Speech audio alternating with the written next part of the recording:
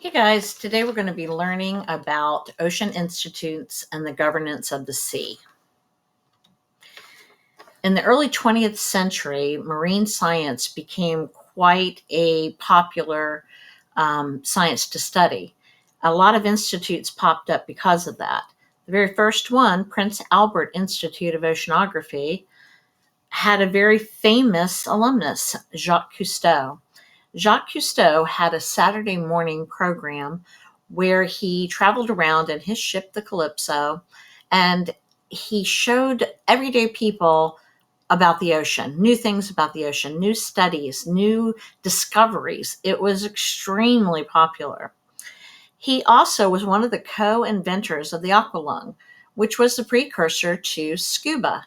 Scuba means self-contained breathing apparatus. Self-contained underwater breathing apparatus, and it allowed for more studies to go deeper into the ocean.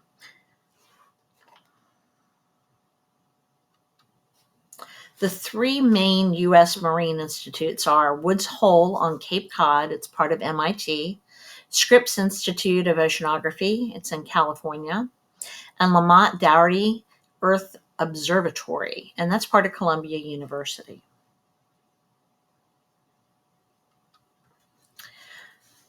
Woods Hole is absolutely gorgeous. Its goals are to understand the ocean and its importance to Earth and humanity, to explore the ocean and all of its depth and complexity, and to educate scientists, students, decision makers, and the public. Woods Hole has 4 main research vessels. The first one we'd already talked about once before, the Atlantis. However, this is a much newer Atlantis, much updated. They also have the North, the Tioga, and the Neil Armstrong. Neil Armstrong was a famous astronaut. It's also the home to a lot of submersibles, including Alvin. Alvin was commissioned in 1964. It's one of the first manned deep diving submersibles. It's had a lot of updates done to it, and it's state-of-the-art still today. A list of its accomplishments include locating a lost hydrogen bomb in 1966. Bet you didn't know there were lost hydrogen bombs. It explored the first hydrothermal vent in the 1970s and found that there were living organisms there. And it surveyed the Titanic wreck in 1986. There's also an unmanned submersible called Jason ROV. It was commissioned in 1988. It's actually tethered to a ship. It collects lots of scientific measurements, but the big thing is that it has an arm and a sample collection tray, so it can go quite deep in the ocean and pick up things off of the bottom of the ocean. That's James Cameron coming out of the ROV, and he used it in his documentary, The Deep Sea Challenge.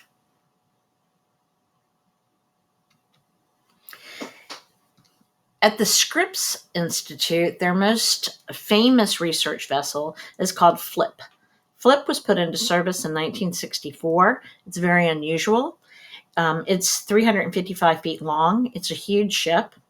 And it'll flip to where the majority of the ship is underneath of the wave action. Because of this, it centers all of its research around ocean acoustics, which means sounds. Lamont Doherty has a very unique mission statement. It's to seek fundamental knowledge about the origin, evolution, and future of the natural world.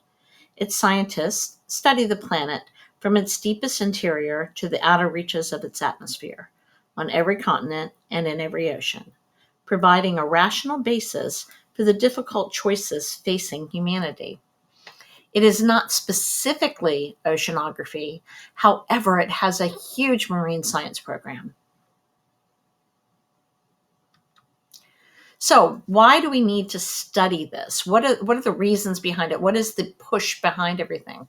Well, if you see the 11 reasons here, the 11 questions that are tried to answer through marine science, you'll see that humans impact the oceans impact the weather The weather impacts the ecosystems, and the ecosystems impact the humans. It's a big circle around things. Everything comes back to the ocean. So, there are two major international legal organizations that exist that are involved in ocean governance on the global scale. The first is the International Maritime Organization, IMO. It was ratified in 1958, and it's really responsible for maritime safety, liability, and compensation. They have held some extreme conventions on marine pollution related to shipping accidents, like the Exxon Valdez. And then there's the United Nations Convention on the Law of the Sea, or UNCLOS. It was established in 1982, and its main aim was to adopt laws for the national seas and international waters on a global scale. Its main responsibility is the Exclusive Economic Zones, or EEZs.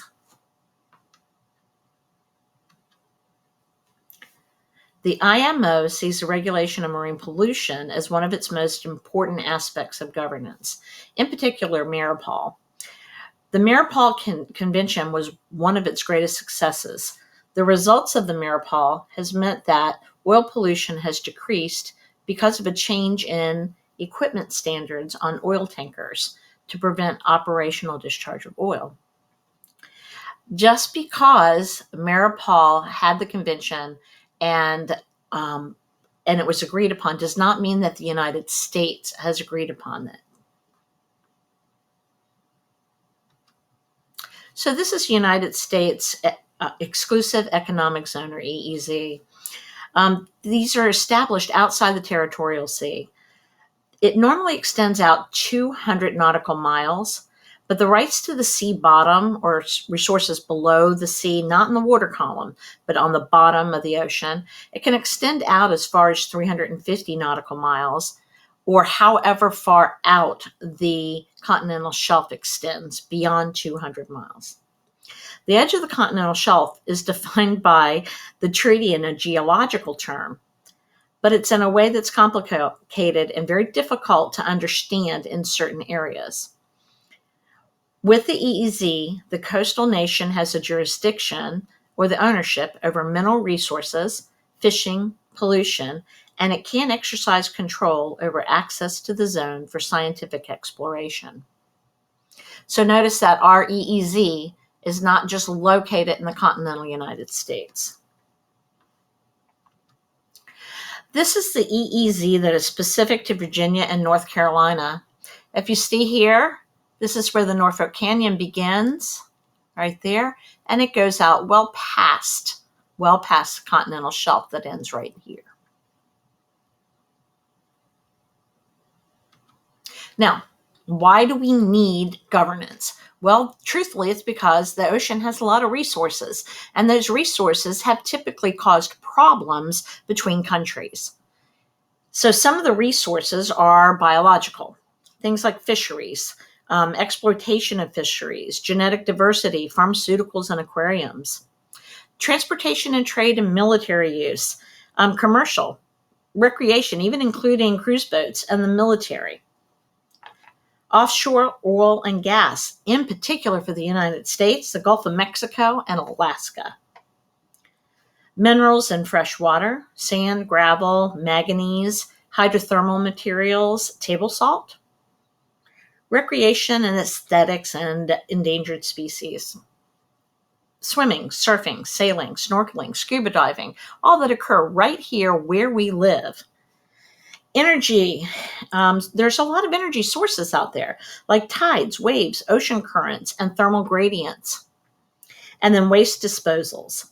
Oceans have a really great capacity to assimilate safely and completely large quantities of natural waste. Ew.